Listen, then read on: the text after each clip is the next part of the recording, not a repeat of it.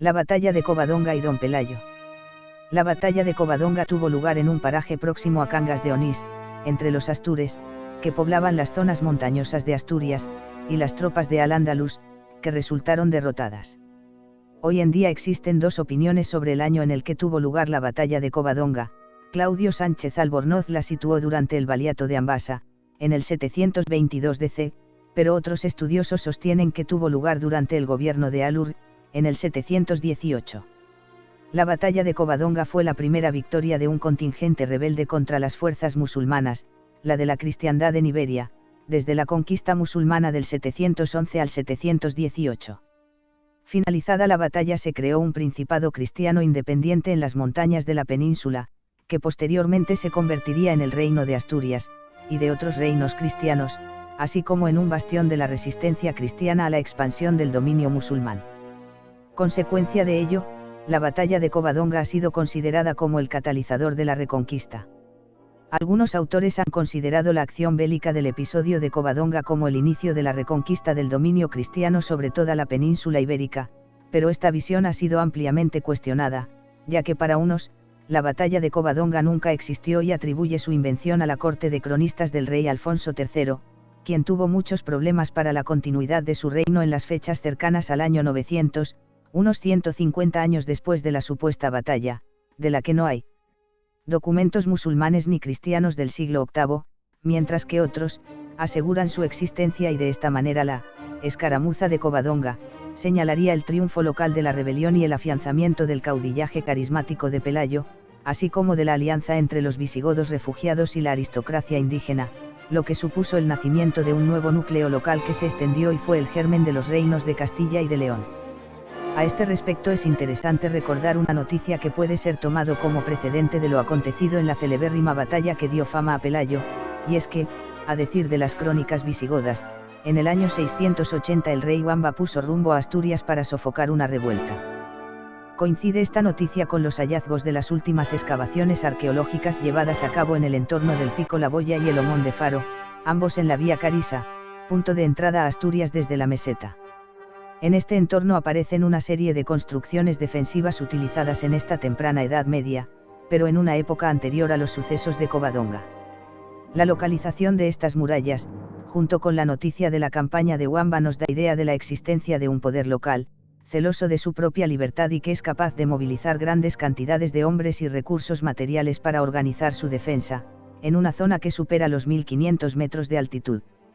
Existe una opinión generalizada según la cual, tras la caída del Imperio Romano, se produjo una eclosión de poderes locales, que afianzarían su dominio sobre pequeñas comarcas o valles. Así pues, asistiríamos en el territorio astur a un resurgimiento de la sociedad tribal o gentilicia, presente en esta región antes de la llegada de Roma y que tras la conquista no habría podido ser completamente eliminada, por lo que sería este tipo de sociedad tribal la que Pelayo habría dirigido en la batalla de Covadonga, una sociedad capaz de organizar su territorio y de establecer alianzas con otras jefaturas locales para hacer frente a amenazas de mayor envergadura. Tras la caída del reino visigodo, el berebero Othman Ben Nessa, conocido por los cristianos como Munuza, fue nombrado valí del tercio noroccidental de la península. Su autoridad fue desafiada por algunos dirigentes astures que, reunidos en Cangas de Onís encabezados por Pelayo, decidieron rebelarse negándose a pagar impuestos exigidos, el Yaraí y el Dicia. Tras algunas acciones de castigo a cargo de tropas árabes locales, Munuza solicitó la intervención de refuerzos desde Córdoba. Aunque se restó importancia a lo que estaba sucediendo en el extremo ibérico, el valí Ambasa envió al mando de Alhama un cuerpo expedicionario, acompañado por el obispo Oppas. Pelayo esperó a los musulmanes en un lugar estratégico, como el angosto valle de Cangas de los Picos de Europa cuyo fondo cierra el monte Auseba, donde un atacante ordenado no dispone de espacio para maniobrar y pierde la eficacia que el número y la organización podrían otorgarle. El enfrentamiento se produjo en la cueva de Covadonga, y se saldó con la completa derrota de los sarracenos. La cuestión es que las tropas sarracenas fueron diezmadas, obligando a Munuza a escapar de Gijón. Al conocer el desastre de la expedición de castigo enviada contra Pelayo, decide abandonar Asturias por el puerto de la Mesa, siguiendo el valle del río Trubia, pero no logra su objetivo, pues, son alcanzados por los astures en Olalíes y allí encontraron la muerte. El episodio de Olalíes es la continuación de Covadonga y nos transmite la visión de una Asturias en pie de guerra, con un teatro de operaciones que va al menos desde Onís en el oriente, hasta Proaza en el centro. Pelayo, que dirigió las acciones de Covadonga, debió de organizar también la respuesta en Olalíes, con lo que la imagen de un caudillo local, con fuertes vínculos en el territorio y buen conocedor de ese mismo territorio, se refuerza. Alhama halló la muerte en este lance, mientras que sus fuerzas sufrieron grandes pérdidas en su desordenada huida, al caer sobre ellos una ladera debido a un desprendimiento de tierras, probablemente provocado, cerca de Cosgaya en Cantabria. Lo cierto es que los cronistas musulmanes también dan cuenta tanto de la batalla como de Pelayo y no es un caso excepcional con respecto a otros acontecimientos de la Alta Edad Media, donde la ausencia de fuentes fiables es un obstáculo para el conocimiento. Las crónicas árabes nombran el acontecimiento aunque le restaron importancia. Un cronista musulmán tardío, Al-Makari, afirma que las huestes de Alhama decidieron retirarse de las montañas Astures porque al fin y al cabo allí solo había 30 asnos salvajes, por lo que se preguntaron qué daño pueden hacernos. Mientras que los cristianos más adelante lo magnificaron, llegando a considerarlo algunos eclesiásticos próximos a la corte, años más tarde, nada menos que el punto de partida de la salvación de Hispania. Según la recopilación del cronista Al-Makari, dice Isa Aibi en Amanda al-Raqi que en tiempos de Ambasa Aibi en Suaim al-Albi, se levantó en tierras de Galicia un asno salvaje llamado Belay, Pelayo. Desde entonces empezaron los cristianos en Al-Ándalus a defender contra los musulmanes las tierras que aún quedaban en su poder, lo que no habían esperado lograr.